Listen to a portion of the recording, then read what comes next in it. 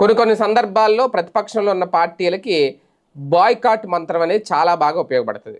అప్పట్లో కూడా స్థానిక సంస్థల ఎన్నికల్లో అప్పుడు జెడ్పీటీసీ ఎన్నికల్ని బాయ్కాట్ చేశారు చంద్రబాబు నాయుడు గారు. ఎందుకంటే ప్రజాస్వామ్యబద్ధంగా ఎన్నికలు జరగట్లేదు అనేది. అలాగే ఇప్పుడు కూడా స్థానిక సంస్థల ఎన్నికల్లో కానీ అసెంబ్లీ విషయంలో కానీ బాయ్కాట్ అనే ఒక మంత్రాన్ని అయితే జపించబోతున్నారు జగన్ గారు అనేది. ఎందుకంటే ప్రజాక్షేత్రంలోనే ఉండాలనుకుంటున్నారట.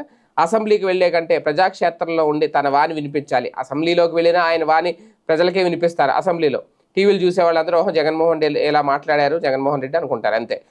అదే ప్రజాక్షేత్రంలో వెళ్ళి ఆయన మైకు పట్టుకు మాట్లాడినా ప్రజలకే వినిపిస్తుంది. అది అంటే ఏదైనా ఆయన ఒక సమాచారాన్ని ప్రజలకు పంపించాలి, ఒక ప్రచారం ప్రజల్లోకి చేయాలి.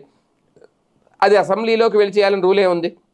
ఇప్పుడు అదే ఆ నిర్ణయం తీసుకోబోతున్నారు అనేది ఇక పూర్తిగా ఒకటి అసెంబ్లీ సమావేశాలకైతే వెళ్ళట్లేదు, పూర్తిగా ప్రజాక్షేత్రాన్ని నమ్ముకున్నారు. ఇది ఆ పార్టీ నాయకులే చెప్తున్నారు. అందుకే ఆయన తాడేపల్లిలోనే కూర్చొని మీడియా సమావేశాలు పెట్టి దాని మీదే స్పందించాలని అనుకుంటున్నారు.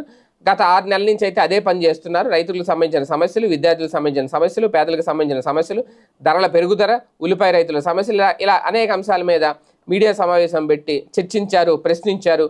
ట్విట్టర్ వేదికగా కూడా ప్రశ్నిస్తున్నారు, ఎక్స్ వేదికగా. ఇప్పుడు ఇక్కడ కీలకమైన అంశం నిజానికి అసెంబ్లీలో కానీ లేదా అసెంబ్లీలో లేని లేదా రాని వ్యక్తుల గురించి సభలో చర్చ నడవదు. కానీ జగన్ గురించి మాత్రం గడిచిన సమావేశాల్లో, ప్రస్తుతం జరుగుతున్న సమావేశాల్లో కూడా తీవ్ర స్థాయిలో చర్చ నడుస్తుంది.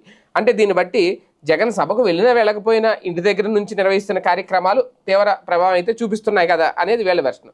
సదర్ నాయకుడు చెప్పిన మాట, అదేవిధంగా క్షేత్రస్థాయిలో పర్యటించినప్పుడు కూడా మంచి స్పందన వస్తుంది అనేది కూడా వీళ్ళ ఒక లెక్క అయితే వేసుకుంటున్నారు. అలాగని అసెంబ్లీకి రాకూడదని ఏమీ లేదు, అసెంబ్లీకి రావాలనే జగన్ అనుకుంటున్నారు. కానీ అక్కడ మాట్లాడే సమయం ఇచ్చే విషయంలో స్పీకర్ నుంచి సరైన సమాధానం రావట్లేదు అనేది వైసీపీ వెర్షన్.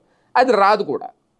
ఎందుకంటే సమయం మాకు ఎక్కువ ఇస్తేనే వస్తామంటే సభ్యులను బట్టే సమయం ఇస్తాము, కొత్తగా మీకు ఇచ్చేది ఏమి ఉండదు అనేది స్పీకర్ గారు చాలా క్లియర్గా చెప్పేశారు. సో ఇటువంటి నేపథ్యంలో అసెంబ్లీని అయితే ఇంకా బాయ్కాట్ చేసినట్టే, వెళ్ళు తర్వాత రేపు మరి స్థానిక ఎన్నికలను కూడా బాయ్కాట్ చేస్తారా లేదా, ప్రజాక్షేత్రంలో ఇప్పటి నుంచే 2029 ఎన్నికల కోసం ప్రిపేర్ అవుతారనే చూడాలి.